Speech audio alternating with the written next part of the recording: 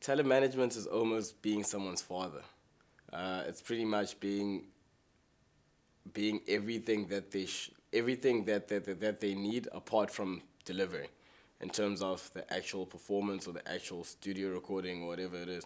At the moment, we've recently just started managing people that aren't just music artists, but then you'll see that what I'm going to say is mostly linked to music because that's what we've been doing for 5 years.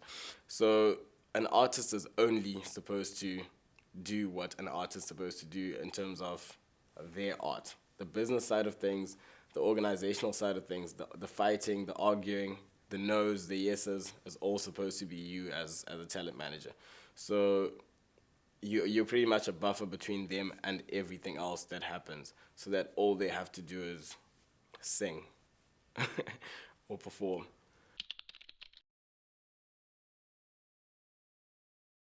When I go out to try and manage an artist, I think there's a word that a lot of people always use, which is the X factor, and what I think that is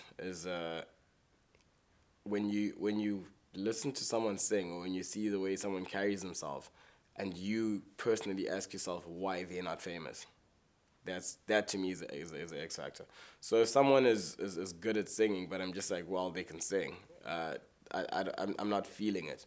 The moment that I personally feel like this person should be famous, but they're not, that's the beginning of let's say the attraction, if I should put it that way. And then when we have a meeting, I always ask them first, what do you want? What are you trying to do, and what are you lacking? Because the other thing is, everyone in this world has their strengths and weaknesses. So if your strengths and my strengths are the same, then we can't really work together because we're always going to be weak in the other side. And in this industry, you need to have the complete product running. Otherwise, you might end up, you could become famous, but you might just be a one-hit wonder, and we're not trying to do that. So if our strengths complement each other and then we create this machine that works, it could last forever. So yeah, I think the first thing is just me feeling like someone should be more famous than they are. Then the second thing is figuring out our strengths and weaknesses and seeing if we can work together and create something that's good enough.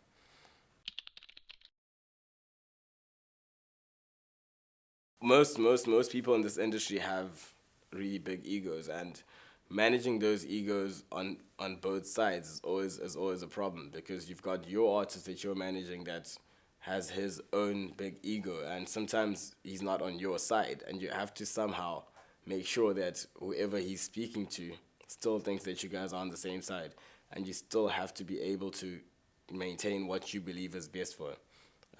Sometimes they believe that something is good for them when it's not. Uh, I guess also emotions, which is partly linked to egos. But I think for me, the hardest thing is dealing with emotions. When it comes to delivering in terms of actually helping someone's career grow or helping someone's talent grow, it's not the biggest challenge. If you work at it, you'll do it.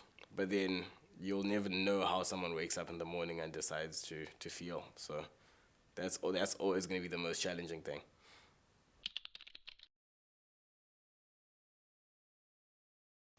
At the beginning, what I did was I just obviously went to a couple of events to find people that are talented and tell them that I'm trying to start out this talent management thing.